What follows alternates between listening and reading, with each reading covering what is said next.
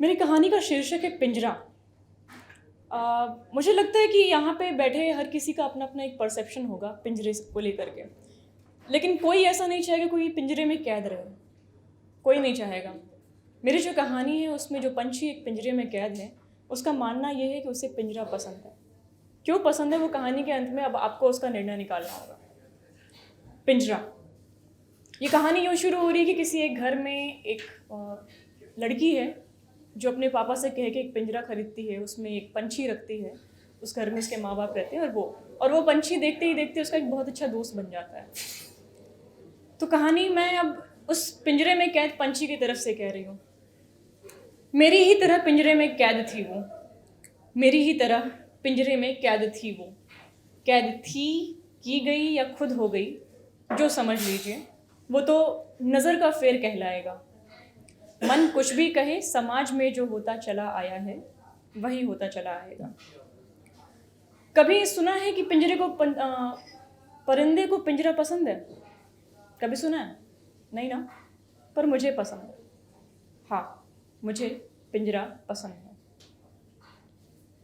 लोग तो इश्क करके भी गुलाम बने रहते हैं। मुझे देखिए, पिंजरे में जो कुछ भी मिल जाता है उसी में भले रहते हैं। शादी के दिनों में उसने माँ से हर एक बात बारीकी से समझी थी। शादी के दिनों में उसने माँ से हर एक बात बारीकी से समझी थी। सबको खुश रखने की चाल चालाकी भी समझी थी कि गए दिन उसके लड़कपन के, हर जिद मनवाने के, सबको खुश रखने की चाल चालाकी भी समझी थी। एक टक उसकी माँ ने मेरी पिंजरे की तरफ देखते हुए कहा था कि बड़ी मुश्किल से मिलते हैं जग में चावल के दाने। और ये सुनकर मैं हंस पड़ी थी, क्योंकि मुझे तो फलों से पेट भरती थी मैं तो।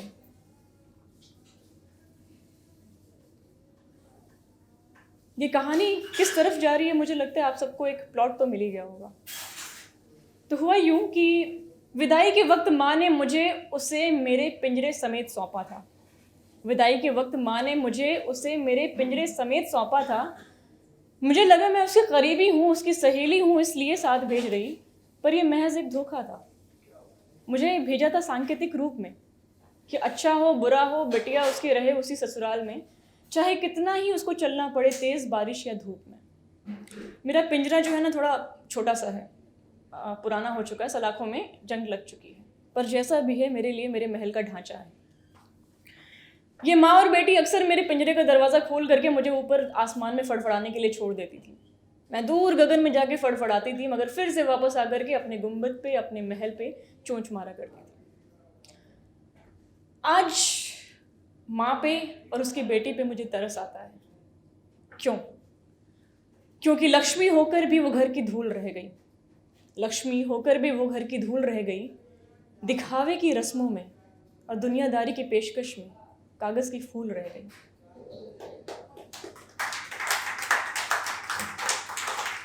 ये जो बेटी है ना, जो मेरी सबसे करीबी सहेली थी, उस दिन से मेरे और उसमें अनबन हो गई थी, जब मुझे समझ में आया था कि मुझे तो सांकेतिक रूप में भेजा गया है। वो अपने हालातों से झुंझला कर इस तरह मुझ पर तरस खाती है। अब वो अपने हालातों से झुंझला कर इस तरह मुझ पर तरस खाती है, खोल पिंजरे का दरवाज़ा वो आंखों के रास्ते बरस जाती है। एक दिन चिढ़ गई थी वो मुझसे, जब मैंने उससे कह दिया था कि तुमने तो मोहब्बत की थी ना, तो अब क्यों उदास हो?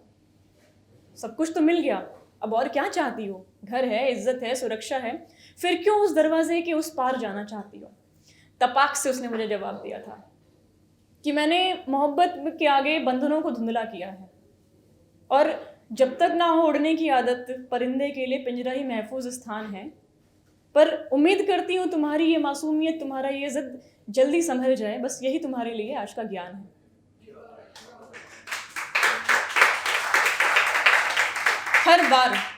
हर बार वो झुंझला कर पिंजरे का दरवाज़ा खोलकर मुझसे कहती है, हर बार वो पिंजरे का दरवाज़ा खोलकर मुझसे कहती है कि जा उड़ जा जहाँ भी तू चाहे, जा उड़ जा जहाँ भी तू चाहे, और वापस कभी मत लौट कर आना। मैं उससे हर बार कहती कि अब कैसा उड़ जाना, अब कैसा उड़ जाना, मैंने कब सीखा ही अपने पंखों को फैलाना। और किस तर्क पे ये दुनिया मुझसे कहती है कि मैं उस खुले आसमान में उड़ूं? मेरा मानना है कि सब कुछ होते हुए भी कुछ कमी होनी चाहिए। हमें आसमां के साथ साथ ज़मीं भी होनी चाहिए। और भले इस पिंजरे में बंद नज़र आती मैं कैद हूँ, मगर मैं आज़ाद हूँ। ऊंचे आसमान से गिरती हो भले, मगर ज़मीन पर ठहरने वाली मैं बूंद हूँ। ये दुनिया अच्छी नहीं है, मुझे पता है, चोंचले बहुत हैं। बाहर निकलूँ तो मेरा तन ढके है, भले कोई अपना मन न ढके। यहाँ कोई प्रेम करे तो सिर्फ विरह मिले है। अरे ऐसे मिलन से तो बेहतर है कोई कभी ना मिले।